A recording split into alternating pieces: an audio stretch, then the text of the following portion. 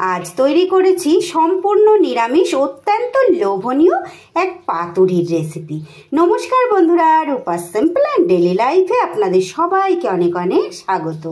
প্রতিদিনের মতো আজও হাজির হয়েছি নতুন স্বাদের এক নতুন রেসিপি নিয়ে। সম্পূর্ণ নিরামিষভাবে যে এত সুন্দর পাতুরি তৈরি করা যায়, একবার তৈরি করে খেলেই বুঝতে পারবেন এর কি পাগল করা স্বাদ। ছোট বড় সবাই আপনার প্রশংসায় পঞ্চমুখ হবেন যদি এইভাবে তৈরি করে গরম ভাতের পাতে পরিবেশন করেন। তাহলে চলুন দেখে নেওয়া যাক আজকের নিরামিষ এই পাতুরির রেসিপিটি কিভাবে তৈরি করলাম। পাতুরি তৈরির জন্য কি কি সবজি নিয়ে নিয়েছি এখানে আপনাদের একটু দেখিয়ে দেব। নিয়ে নিয়েছি খুব অল্প পরিমাণ ফুলকপি, খুব ছোট্ট ছোট্ট করে একদম এইভাবে ফুলকপিগুলো আমি কেটে একটু উষ্ণ গরম জলে ধুয়ে নিয়েছি। তারই সাথে এখানে নিয়ে নিয়েছি কিছুটা পরিমাণ গাজর।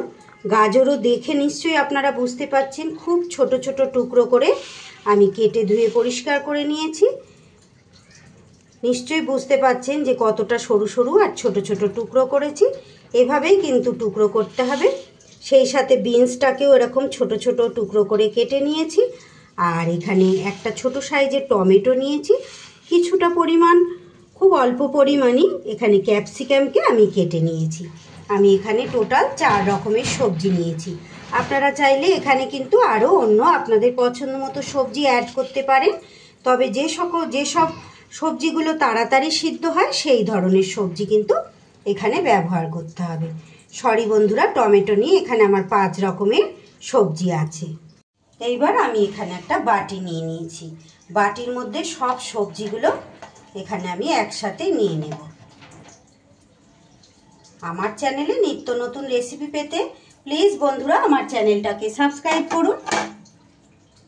এবার দিয়ে দিচ্ছি ঝালের জন্য এখানে 2টো কুচনো কাঁচা লঙ্কা। এই লঙ্কাটা চাইলে আপনারা কিন্তু মশলার সাথেও পেস্ট করে দিতে পারেন, আমি এখানে কুচিয়ে দিয়েছি। আর এখানে দিয়ে দেব আমি 100 গ্রাম ছানা। এই ছানাটা আমি প্যাকেটের দুধ কাটিয়ে তৈরি করে নিয়েছি বাড়িতে। ছানাটা একটু হাতের সাহায্যে এইভাবে ভেঙে দিতে হবে। পাশে থাকা বেল আইকনটা অল করে দিন বন্ধুরা, যাতে যে কোনো রকম ভিডিও আপলোড করলে সাথে সাথে আপনাদের কাছে নোটিফিকেশান পৌঁছে যায়। এইবার এর মধ্যে আর কিছু মশলা আমি উপকরণ দিয়ে দেব। মশলা বলতে এখানে দিয়ে দিচ্ছি খুব সামান্য একটু কাশ্মীরি লঙ্কার গুঁড়ো। এটা একদম অপশনাল বন্ধুরা, জাস্ট কালারের জন্য ওটা আমি দিলাম। দিয়ে দিচ্ছি একটু পরিমাণ মতো হলুদ গুঁড়ো, আর দিয়ে দেব আমি এখানে পরিমাণ মতো নুন। নুনটা দেবার পর এইবার একটু ভালো করে সব কিছু হাতের সাহায্যে আমি মাখিয়ে নেব। নুন দিলে সবজিটাও কিন্তু বেশ নরম হয়ে যাবে। সব উপকরণ আমি হাতের সাহায্যে সুন্দর করে মাখিয়ে নিচ্ছি। আমার আজকের রেসিপি যদি আপনাদের ভালো লাগে প্লিজ বন্ধুরা একটা লাইক করে দেবেন। ভিডিওর শেষে অবশ্যই কমেন্ট করে জানিয়ে যেতে ভুলবেন না যে আমার আজকের এই ভেজ রেসিপি আপনাদের কেমন লাগলো। ভালো লাগলে অবশ্যই বাড়িতে আপনারা এভাবে ট্রাই করে খাবেন। আমি কথা দিচ্ছি নিরামিষ দিনে ভাতের পাতে এই 1 পিস করে পাতুরি যদি আপনাদের থাকে, এই দিয়েই অর্ধেক ভাত খাওয়া হয়ে যাবে। বাচ্চা বড় সবাই কিন্তু ভীষণ চেটেপুটে খাবে। অনেক রকমের পাতুরি তো আপনারা খান, তবে এইভাবে একবার ভেজ পাতুরিটা অবশ্যই ট্রাই করবেন। সব সুন্দর করে আমার মাখানো হয়ে গেছে। এটা আমি এবার ঢেকে রেখে একটা মশলা তৈরি করে নেব। মশলা তৈরির জন্য মিক্সির বাটিতে আমি নিয়ে নিচ্ছি 5টা গোটা কাজু, নিয়ে নিচ্ছি একদম ভর্তি ভর্তি করে 1 টেবিল চামচ পোস্ত, নিয়ে নিচ্ছি 1 টেবিল চামচের একটু কম, 1/2 টেবিল চামচের একটু বেশি কালো সর্ষে, আর ওই একই পরিমাণ সাদা সর্ষে, আর দিয়ে দিচ্ছি ভর্তি ভর্তি 1 টেবিল চামচ সাদা তিল। চাইলে এখানে আপনারা পুরোটাই মানে 2 টেবিল চামচ পোস্ত বা 2 টেবিল চামচ তিল দিলেও কিন্তু পারেন। মানে যে কোনো একটা আইটেম আপনারা চাইলে বাদ দিতে পারেন পোস্ত আর তিলের মধ্যে। তবে একটু দুরকম এইভাবে দিলে এই মশলাটার স্বাদ কিন্তু একটু বেশি ভালো হবে। এবার এটা শুকনো অবস্থায় আমি গুঁড়ো করে নেব। এবার এটার মধ্যে অল্প পরিমাণ একটু জল দিয়ে মিহি পেস্ট একটা তৈরি করে নেব। মশলাটা আমার রেডি হয়ে গেছে। এবার গ্যাসের মধ্যে আমি একটা প্যান বসিয়ে দিয়েছি। প্যানের মধ্যে এইবার কেটে রাখা কয়েকটা কলা পাতা একটু এইভাবে সেঁকে নেব। পাতাটা জাস্ট একটু মোড়ানোর সুবিধা করার জন্য, নরম করার জন্য একটু এইভাবে গরম করে নিলেই হবে। একটা একটা করে করলে সুবিধা হবে, তাই একটা একটা করে এইভাবে পাতাগুলোকে আমি একটু সেঁকে নেব। এবার যেটা করব বন্ধুরা, এই সবজিগুলোর মধ্যে এবার বেটে রাখা মশলাটা আমি দিয়ে দেব। সবজিটা এতক্ষণে আমার বেশ ভালো নরমও হয়ে গেছে। নুন দিয়ে ভালো করে আমি মেখে রেখেছিলাম। নুনটা পড়ার পরে কিন্তু সবজিটা ভালোই আমার নরম হয়ে গেছে। মিক্সির বাটিটা ধুয়ে খুব সামান্য পরিমাণ জল আমি এখানে একটু অ্যাড করে দিলাম। এবার আমি এখানে দিয়ে দেব 1 চা চামচ চিনি। যেহেতু ছানা আর নিরামিষ সব সবজি দিয়ে আমি এটা তৈরি করছি, তাই বন্ধুরা একটু চিনি দিয়ে দিলাম। এই পাতুরিটা একটু ঝাল ঝাল আর মিষ্টি মিষ্টি কিন্তু খেতে ভালো লাগে। এখানে মিষ্টিটা যদি আপনাদের পছন্দ না হয় বন্ধুরা, একদম এটা স্কিপ করে দিতে পারেন। এইবার দিয়ে দিলাম কিছুটা পরিমাণ আমি সর্ষের তেল। যে কোনো পাতুরি মানেই কিন্তু সর্ষের তেল একদম মাস্ট। এইবার আবারও সব উপকরণগুলো খুব সুন্দর করে আমি হাতের সাহায্যে মাখিয়ে নিচ্ছি। আমার রেসিপি যদি ভালো লাগে প্লিজ বন্ধুরা একবার বাড়িতে আপনারা ট্রাই করবেন। যদি ভালো লাগে তারপরে এসে আমাকে অবশ্যই কমেন্ট বক্সে জানিয়ে যেতে ভুলবেন না যে কতটা সুন্দর আর কতটা লোভনীয় হয়েছিল রেসিপিটা। ভীষণ সুন্দর, দুর্দান্ত, লোভনীয় একটা পাতুরির রেসিপি কিন্তু আমি আজকে আপনাদের সঙ্গে শেয়ার করছি। সুন্দর করে এটা আমার মাখানো হয়ে গেছে।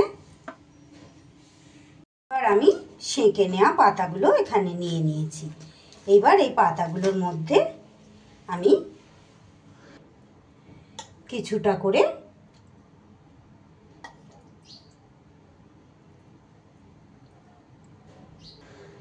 পরিমাণ এইভাবে দিয়ে এইবার পাতাটা মুড়িয়ে নেব। আমি এখানে কলার পাতা ব্যবহার করেছি বন্ধুরা।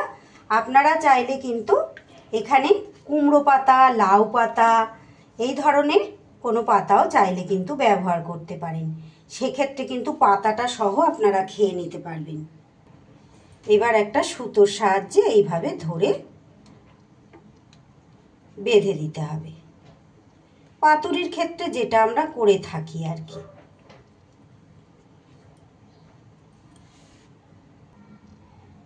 আবারও একটা পাতার মধ্যে আমি এরকম নিয়ে নিচ্ছি, নিয়ে একই রকমভাবে এইভাবে মুড়িয়ে নেব। লাউ পাতা, কুমড়ো পাতা, এমনকি বড় বড় পুঁই শাকের পাতা হয় সেই পাতার মধ্যেও কিন্তু করতে পারেন। তবে স্বাদের দিকটা একটু অন্যরকম কেন হবে বলছি বন্ধুরা, কারণ লাউ পাতা, পুঁই পাতার তো একটা স্বাদ আছে, সেক্ষেত্রে কিন্তু একটু স্বাদের হেরফের হবে। তবে কলা পাতার স্মেলটা থাকবে একটু অন্যরকম। এইভাবে একটু সুতো দিয়ে শুধু বেঁধে দিতে হবে।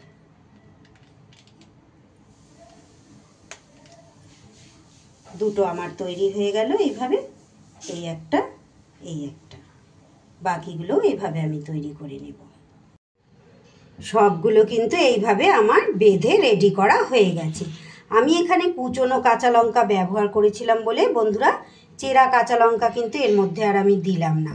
আপনারা চাইলে এর ভিতরে একটা করে চেরা কাঁচা লঙ্কা দিয়ে নিতে পারেন।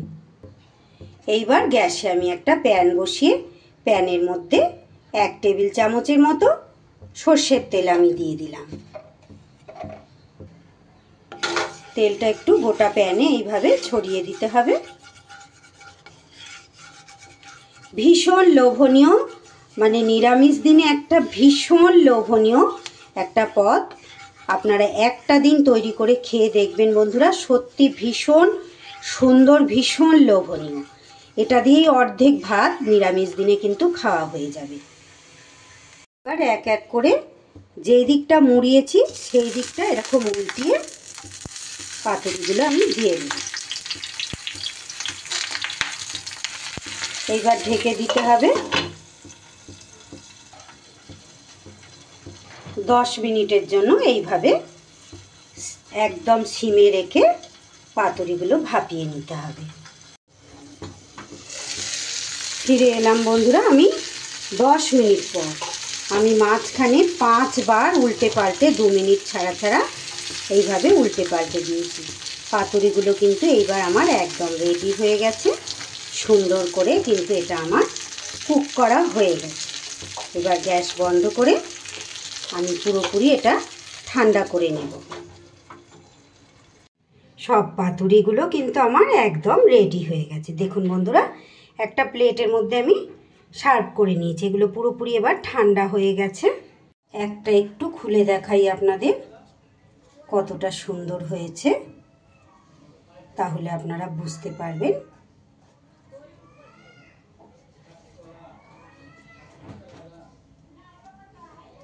দেখুন বন্ধুরা কতটা লোভনীয় হয়েছে। দেখুন, এক পিস করে যদি এটা গরম ভাতের পাতে থাকে, এটা দিয়েই অর্ধেক ভাত আমাদের খাওয়া হয়ে যাবে। আমার আজকের এই নিরামিষ সবজির পাতুরি রেসিপি তাহলে এখানেই শেষ করছি বন্ধুরা। আপনাদের কেমন লাগলো অবশ্যই একটা লাইক আর ছোট্ট একটা কমেন্টের মাধ্যমে জানিয়ে যেতে ভুলবেন না। যদি ভালো লাগে একটু বেশি বেশি করে বন্ধু বান্ধবের মাঝে শেয়ার করে দেবেন বন্ধুরা। আর যে সকল বন্ধুরা এখনও পর্যন্ত আমার চ্যানেলটি সাবস্ক্রাইব করেননি, প্লিজ প্লিজ প্লিজ বন্ধুরা আমার চ্যানেলটা সাবস্ক্রাইব করে আমার পাশে থাকুন। আজ তাহলে আসি, আবারও ফিরে আসছি আগামী দিন নতুন কোনো রেসিপির সাথে। ততক্ষণ আপনারা সবাই খুব ভালো থাকবেন, সুস্থ থাকবেন।